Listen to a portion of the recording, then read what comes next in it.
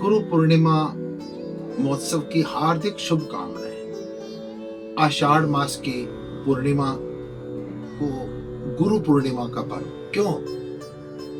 आषाढ़ की पूर्णिमा तक भीषण गर्मी से, तपती हुई सूरज की किरणों से, जिस समय पर धरती त्राहिमाम त्राहिमाम कर उठती है, और उस समय आषाढ़ मास की पूर्णिमा से फिर सावन मेघ लेकर आते हैं और उस वर्षा से धरती को तृप्त करते हैं। धीरे धीरे पहले धरती भड़ास छोड़ती है और फिर ये बार बार की वर्षा इस धरती को तृप्त कर देते हैं और चारों तरफ हरियाली छा जाती है। ठीक इसी प्रकार से सांसारिक तृष्णाओं की, वासनाओं की और भय इच्छाओं की भीड़ से जिस समय पर सांसारिक मनुष्य पीड़ित हो जाता है, उस समय पर उसके मार्ग में आता है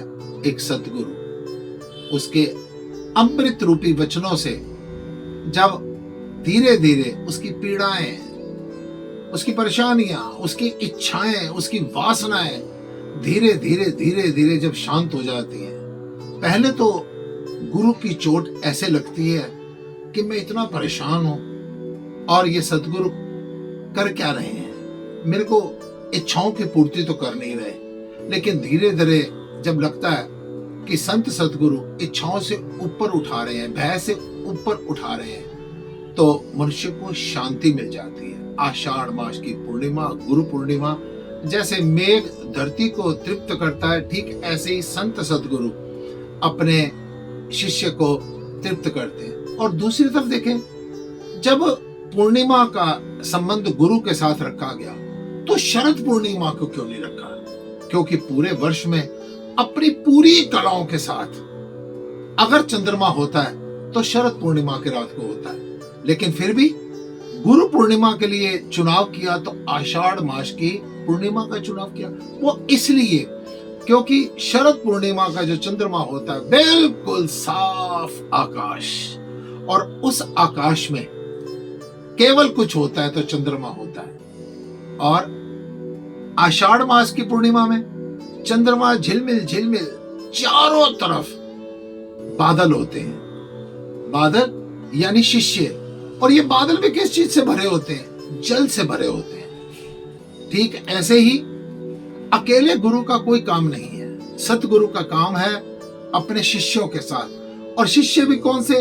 जैसे बादल में पानी भरा हुआ है, ठीक ऐसे ही शिष्यों में इच्छाएं, वासनाएं, अनेक प्रकार के दुख पीड़ाएं भरी हुई हैं। जब वो धीरे धीरे धीरे करके बादल जल छोड़ देते हैं और आकाश साफ हो जाता है, ठीक ऐसे ही जब ये चंद्रमा के चारों ओर जो शिष्य मंडल होता है, वो धीरे धीरे गुरु की आभा मंडल में आकर वो अपनी सारी इच्छाओं को, अपनी वासनाओं को, अपनी तृष्णाओं को, भय को सब धीरे धीरे उसकी छूट जाती है। तो गुरु का महत्व इसलिए आषाढ़ पूर्णिमा पर रखा गया। अब तीसरी बात कि गुरु का संबंध चंद्रमा से क्यों रखा, सूरज के साथ क्यों नहीं रखा? जबकि जो चंद्रमा होता है वो तो सूर्य से प्रकाश लेता है, सूर्य का तो अपना आभा मंडल है। ये इसलिए कि सूर्य कौन है? सूर्य परम पिता परमेश्वर है, और चंद्रमा कौन है?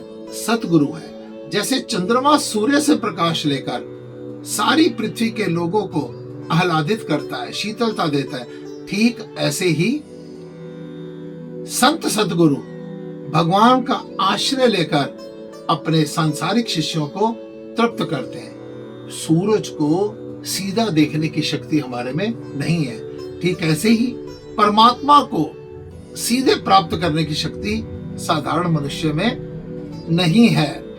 और वो चंद्रमा दूसरी तरफ उसको देखकर बड़ा आनंद आता है, ठीक ऐसे ही अब जो सूर्य है वो भीषण गर्मी में उसका दर्शन जो होता है वो पीड़ा देता है, देखा नहीं जाता है। दूसरी तरफ सर्दी में जाओ तब भी सूरज को देखो तो पीड़ा देता है। ठीक ऐसे ही भगवान की लीला समझ नहीं आती है, भगवान को सीधा समझने की कोशिश करोगे। लेकिन चंद्रमा को आप 12 मास में कभी भी दर्शन करेंगे, वो आपको आनंद ही देता है। ठीक ऐसे ही संत सतगुरु वो आपके जीवन में भगवान से प्रकाश लेकर आपको आह्लादित करता है और आपके जीवन को आनंद से भर देता है। गुरु पूर्णिमा महोत्सव पर आपको हार्दिक शुभकामनाएं। गुरु बिना भवनिधि तरहि न कोई, चाहे बिरंची शंकर सम होई। गुरु का आश्रय अति आवश्यक है, क्योंकि भगवान अनेक प्रकार के कर्मों के अनुसार हमारे को सुख और दुख देता है। लेकिन गुरु क्या करता है? गुरु साधारण मनुष्य को सब प्रकार के सुख और दुख से मुक्ति देता है। भगवान हमारे को बंधनों में डालता है, जो तूने कर्म किए तेरे को कर्मों का फल भोगना पड़ेगा।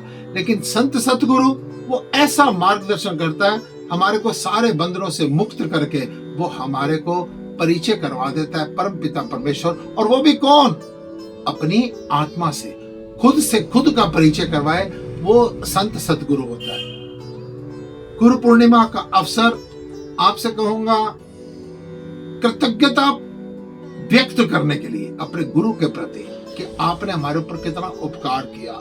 हम तो परेशान थे, दुखी थे, पीड़ित थे, दुखों में, अगर सुख थे तब समझ नहीं आ रहा था, लेकिन आपने कृपा की, कृतज्ञता प्रकट करने का और फिर क्षमा प्रार्थना का दिन, कि हम फिर भी नालायक हैं, हम फिर भी आपकी बातों को समझ नहीं पाते हैं। ये गुरु पूर्णिमा के दिन अपने गुरु के आश्रम में पहुंचिए। अगर दूर हो फिजिकली, किसी तरह से बात नहीं हो सकती, तो किसी भी संत में अपने गुरु का दर्शन कीजिए और किसी भी गुरु दरबार में पहुंचकर वहां पर कुछ देर सेवा, सिमरन और सत्संग दीजिए। गुरु पूर्णिमा की हार्दिक शुभकामनाएं। श्री राज माता जी महाराज के चरणों में कोटि कोटि नमन करता हूँ। ओम नमो नारायण।